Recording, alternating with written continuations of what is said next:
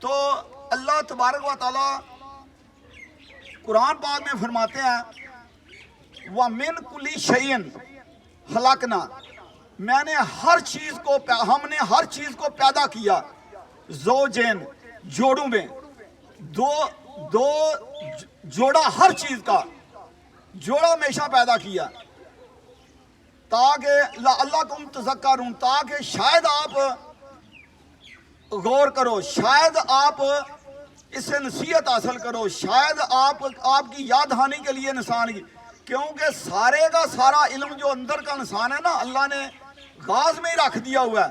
یہ یاد دہانی کے لیے اللہ تبارک و تعالیٰ یہ بتا رہا ہے، یہ جو ہر چیز کا جوڑا ہے نا، یہ انسان، یہ جو سائنس کے اسٹوڈنٹ ہیں، یہ جو سیل سے غاز ہوتا ہے نا، ادھر سے لے کر آپ نے دیکھا ہوگا ایٹم میں پازیٹیو اور نیگیٹو ہوتا ہے، اسی سے غاز ہوتا ہے۔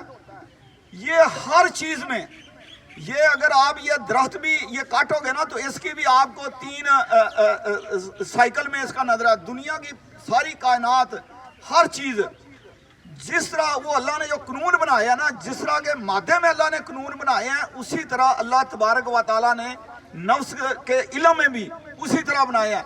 جس طرح سائنس میں کسی چیز کا آپ مشاہدہ کرتے ہو، یہ کلیہ آپ سائنس والے طالب علم اپناتے ہو، آپ مشاہدہ کرتے ہو، ڈیٹا کلیکٹ کرتے ہو، پھر اس پر تجربہ کرتے ہو، وہ کیا ہوتا ہے؟ وہ عمل ہوتا ہے۔ پہلا علم ہوتا ہے، پھر عمل ہوتا ہے۔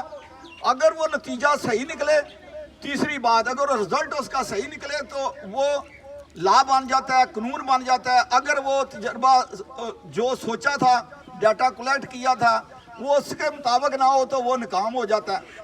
پھر وہ اس کا اور کوئی سوچ کے، وہ جو عقل ہوتی ہے، جو عقلی وجود ہے، پھر وہ کوئی اور مقدمہ اس کے بارے میں سوچتا ہے۔ تو یہ کلیہ ایک تو یہ آپ نے رکھنا ہے۔ اب میں آخری بات آپ کو، کیونکہ یہ زیادہ ہو گیا، اب میں یہ آخری بات آپ کو بتانے لگا ہوں۔ آپ نے یہ علم جو ہے نا، یہ حاصل کیسے کرنا ہے، یہ میں آپ کو ایک آسان طریقہ بتاتا ہوں، جس طریقے سے یہ مجھے اللہ تبارک و تعالیٰ نے یہ سارا علم دیا ہے، قرآن کا ہر چیز کا جتنا علم ہے۔ میری انتہائی مصروف لائف ہے، میں اتنا ذہین قابل طالب علم بھی نہیں تھا، لیکن یہ اللہ تبارک و تعالیٰ کا کرم ہے کہ اللہ تبارک و تعالیٰ نے مجھے صرف، میرے میں اگر خوبی کوئی تھی تو صرف ایک تھی کہ میں زندگی میں جو کام بھی کرتا ہوں وہ انتہا سے زیادہ محنت سے کرتا ہوں۔ یہ میرا چیلنج ہے کہ کوئی بچہ، بے شک وہ اپنے آپ کو نالائق کلاس میں سب سے نالائق ہے نا، اس میں بھی بڑی خوبیاں ہیں۔ صرف اللہ نے قرآن میں بتایا ہے کامیابی کا صرف یہ کلیہ ہے، سب سے پہلے علم حاصل کرو۔ سب سے پہلے جو بھی کام آپ نے کرنا ہے اس کے بارے میں، آپ نے کوئی کاروبار کرنا ہے، آپ نے ریسٹورنٹ کھولنا ہے، اس کے بارے میں وہ ڈیٹا کلیکٹ کرو، اس کو علم کہتے ہیں۔ وہ سارے کے سارے معلومات اکٹھی کرو، پھر انتہا سے زیادہ اس کے بارے میں محنت کرو۔ انشاءاللہ تعالیٰ یہ ہو ہی نہیں سکتا۔ صرف تیسری بات اللہ تبارک و تعالیٰ نے جو قرآن میں فرمائی ہے، علم اور جہاد کی حد تک عمل کرو اور طریقہ کار صحیح اپناؤ۔ اگر آپ مذہب میں ترقی کرنا چاہتے ہو تو نبی پاک صلی اللہ علیہ وسلم کا طریقہ اپناؤ۔ اگر آپ سائنسدان بن رہے ہو تو وہ جو تاریخ، جو لوگ گزر چکے ہیں جنہوں نے سائنس میں ترقی کیا، ان کا جتنا علم ہے وہ اس کو ڈائریکٹ اس کو حاصل کرنے کی انتہائی کوشش کرو اور پھر اپنے اندر علم پیدا کرو۔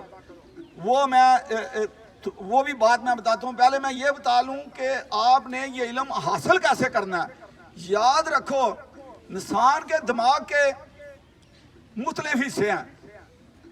یہ جو اکثر ہم لوگ استعمال کرتے ہیں، یہ صرف ایک طریقہ استعمال کرتے ہیں پاکستان میں خاص کر، کیونکہ یہ کبھی کسی نے بتایا ہی نہیں، نہ ہی کوئی بچوں کو بتاتا ہے، نہ ہی اس طرف کوئی توجہ دیتا ہے۔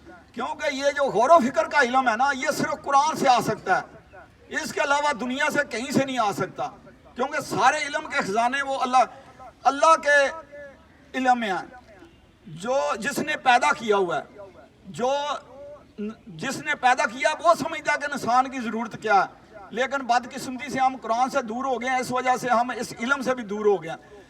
تو جیسے آپ کو لیکچر دیا جاتا ہے، آپ جو بھی لیکچر سنتے ہو، جب واپس گھر جا رہے ہوتے ہو، جیسے بھی وقت ملتا ہے، اسکول میں کلاس سے باہر آتے اپنے ذہن میں فوری طور پر، یہ آپ کے لیے بہتری کے لیے ہے، جو بچے کامیاب ہونا چاہتے ہیں، یہ طریقہ میتھڈ جو ہے نا، اس کو غور سے سن لو۔ ایک تو پہلے شروع میں بتایا وہ 3 والا کہ ہر چیز کو ذہن میں ڈیوائیڈ کر لو، اس کے مختلف حصے بنا لو، پھر وہ آپ کو یاد کرنا آسان ہو جائے گا۔ دوسرا طریقہ، یہ جو سب سے بڑا طریقہ ہے علم حاصل کرنے کا، جس طریقے سے میں نے زندگی میں علم حاصل کیا، میں نے کسی اسکالر کی کبھی کوئی کتاب نہیں پڑھی، میں اتنی بزی لائف ہے، میرے پاس ٹائم ہی نہیں ہوتا۔ میں نے سارے کا سارا یہ سن کر، میں نے قرآن پاک ناظرہ بھی کسی سے نہیں پڑھا، یہ صرف زندگی میں خود میری بڑی بزی لائف، لیکن آج اللہ تعالیٰ کے فضل و کرم سے میں 6ٹھی کلاس سے سیاست اور سچائی کا طالب علم تھا، اور اللہ تبارک و تعالیٰ نے مجھے، اللہ تعالیٰ قرآن میں کہتا ہے کہ انسان جو چاہے میں وَأَن لَيْسَ الْإِنسَانَ إِلَّا مَا سَعَىٰ، میں ہر انسان کو وہی دیتا ہوں جس کی وہ کوشش کرتا ہے، لیکن یہ آپ پہ ڈیپینڈ کرتا ہے۔ اللہ تعالیٰ آگے قرآن میں فرماتے ہیں کہ میں دلوں کے راز جانتا ہوں، یہ اگر آپ ارادہ کر لو گے نا بڑا آدمی بننے کا، یہ ہو ہی نہیں سکتا، یہ اللہ کا وعدہ ہے۔ تو آپ نے ایسے کرنا ہے، جب لیکچر سنو، یہ بات کم از کم یہی ایک ذہن میں اگر آپ نے رکھ لی نا، تو میں سمجھوں گا میرا آنے کا ادھر مقصد حل ہو گیا۔ جو بھی لیکچر سنو، جب وقت ملے اس کو ذہن میں ریپیٹ کرو، اپنے تخیل میں، اپنے خیال میں سوچو، وہ اس میں کوئی یاد رہ گیا۔ یہ جب عادت بنا لو گے نا، تو پھر آپ لیکچر بھی غور سے سنا کرو گے۔ آپ نے کوئی کتاب پہلے نہیں دیکھنی، آپ گھر جاتے ذہن میں، گھر جا کر آرام سے تنہائی میں بیٹھ کر غور کرو پہلے کہ آپ نے آج سارا دن کیا کیا پڑھا ہے۔ جو آپ کو چیز ذہن سے نکل گئی ہے نا، صرف اس کو دیکھنا ہے۔ یہ بات غور سے سنو، یہ آپ کو کوئی آدمی نہیں بتائے گا پاکستان میں۔ میں نے 30 سال امریکہ کینیڈا میں گزارے ہیں، میں نے 20 سال پریکٹیکلی کیا، میں 6ٹھی کلاس سے 1976 سے میں سیاست سچائی کا طالب علم ہوں۔ یہ میں نے بڑے تجربے سے زندگی میں یہ چیزیں حاصل کی ہیں۔ میں اپنا فرض سمجھتا ہوں کہ اپنے بچوں کو بتانا، پاکستان کی تاریخ میں صرف نہیں، پچھلی 12-13 صدیوں کی تاریخ میں یہ اتنا بڑا انقلاب ہے۔ یہ جو میں جس پلیٹ فارم سے آپ سے بات کر رہا ہوں، اس کا نام ہے عوامی تحریک علم۔ یہ بہت بڑا انقلاب ہے دنیا کی تاریخ میں، پچھلیاں 10-12 صدیوں کی تاریخ میں علم بیس آج تک کوئی جماعت نہیں آئی، اور کوئی ایسی سیاسی جماعت نہیں جس کا منشور ہی قرآن ہو، سارے کا سارا منشور قرآن ہو۔ یہ پاکستان میں ایک بہت بڑا انقلاب ہے۔ یہ آپ کو میں خوشخبری دے رہا ہوں، اب وہ وقت آ گیا جس لیے یہ پاکستان بنا تھا۔ یہ اب صرف تھوڑی سی محنت کی ضرورت ہے۔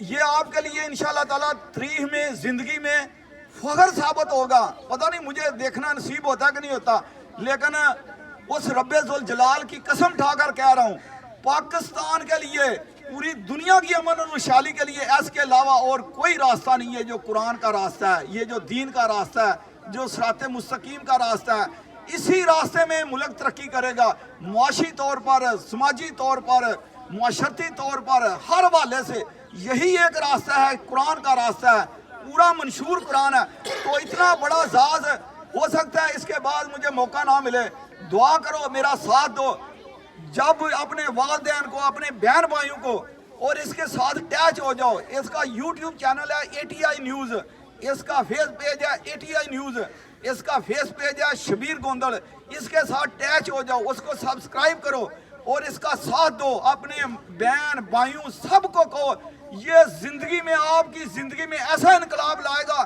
خدا کی قسم اٹھا کر کہہ رہا ہوں، اس سے بڑا انقلاب پچھلیاں 12-13 صدیوں میں دنیا کی تاریخ میں نہیں ہے۔ یہ اتنا بڑا انقلاب ہے اس جماعت کا جس کا منشور ہی قرآن ہے۔ اچھا، تو میں بات کر رہا تھا، جب آپ تخیل میں وہ لاؤ گے اس کو، تو جو چیز آپ کو بھول گئی ہوگی اس کو دوبارہ چیک کرنا، کتاب سے پھر اس کو صبح اسکول آتے وقت دوبارہ دماغ میں ریپیٹ کرنا.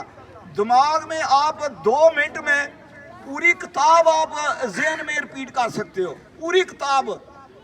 اگر یہ عادت بنا لو گے چند دنوں میں آپ کو بہت بڑا فرق نظر آنا شروع ہو گیا.